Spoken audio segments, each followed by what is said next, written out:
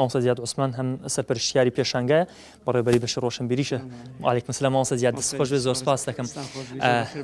زۆر سپاس.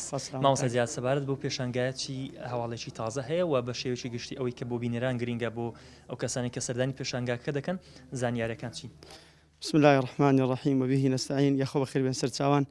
دیارەوە پێشانگایەکی ئێستا دەیبینین نوێمی پێشانگای کتێبی دەستگای نووری حیکمەیە کە لە شاری هەولێر ئەنجامی دەدا لە فەزڵی خوای گەورە. پێشانگایەکە ئەو ڕۆڕێک بە دیاریکراوی لە کاتژمێر 2:30 چەند خولەکێکی تر دەکرێتەوە بە لەلایەن سەرۆشی دەستگا بەڕێز دکتۆر عەبدوڵڵا حەداد دەکرێتەوە و پاشان ئێمە لە خزمەت خوێنەران داین ڕۆژنامەوەها سەرپەرشتیارانی پێشانگاوەها گشت فرۆشیارانی سەر کتێبخانەکان لە خزمەت خوێنەراندان لە کاتژمێر 2 پاژنیوەڕۆ ڕۆژانە تاوەکو کاتژمێر 8:30 شەو پێشانگا کراوە دەبێت. دیارە پێشانگایەکەمان ئێستا کە ئەڕۆ بڕێواری 24 مانگە دەکرێت تاوەکو 31 دەکا هەینی داهاتوو بە هەمان شێوە پێشانگا کراوێ و بەڕووی خوێنەراندا لە خزمەتیاندان ئینشاءڵڵا. زۆر باشە. مامۆستا زیاد بەرهەمی تازە تایبەت بۆ پێشانگایە هەیە و ئایا داشکان کراوە بۆ بەرهەمەکان؟ ئامانجی سەرەکی دەستگا قازانج نییە بەڕاستی ئەوەیە کە خزمەتێکی پاک و خاوێن بە خوێنەران بکە.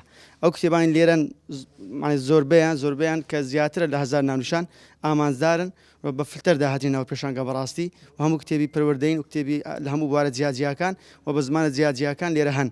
لەگەڵ ئەوەشدا بابەتی داشکرامان لە یاد نەکردێ بەڕاستی لێرە بەلایانی کەم کتێبەکان سەداسی داشکان لە بۆ کرا زۆربەی کتێبەکان وەروەها هەندێک کتێبخانەکان تاوەکو 150 بەڕاستی داشکانیان کردیە. ئەوەش لەبەر ڕەچاوکردنی بارودۆخی دارایی خوێنەرانی ئازیز. ساڵانی ڕابردوو مەراسیمتان ئەنجام دەدا بۆ نووسەران یاخود بۆ کەسانێکەوە نخبە من لە خوێندنەوە یاخود لە نووسیندا ئەمساڵ ئەو بەرنامەیە هەیە؟ ئینشاڵڵا ئەوشمان دەبێت لە دراستداین هەر نووسەرێک هەست پێ بکەین کە قەڵەمی بە بڕشتەوە بەرهەمەکەی نوێیە و خوێنەر پێی خۆشە بەو نووسەرە شاد بیتون و کتێبەکەی بکرێتن ئینشاڵڵا پەیوەندیان پێ دەکەین لە خزمەتیاندا دەبین و مامۆستای بەڕشتێکی تر کە نوێرە و پێشانگای لە جارانی تر نەبووە گرنگیدان بە گۆڤار، گرنگیدان بە یاری فکری، گرنگیدان بە بابەتی قرتاسیە لەو ئێستا سەرەتای کۆرسی دووەم بەنسبەت خوێندن هەموو ئەوانە لێرە بەدی دەکرێن لە ئێستا لە خزمەت خوێنەران تاوەکو 8 ڕۆژی تر بێن لە خزمەتیاندا دەبین بە خۆشحاڵی و ئینشاءڵڵا گۆش بەخێر بێن.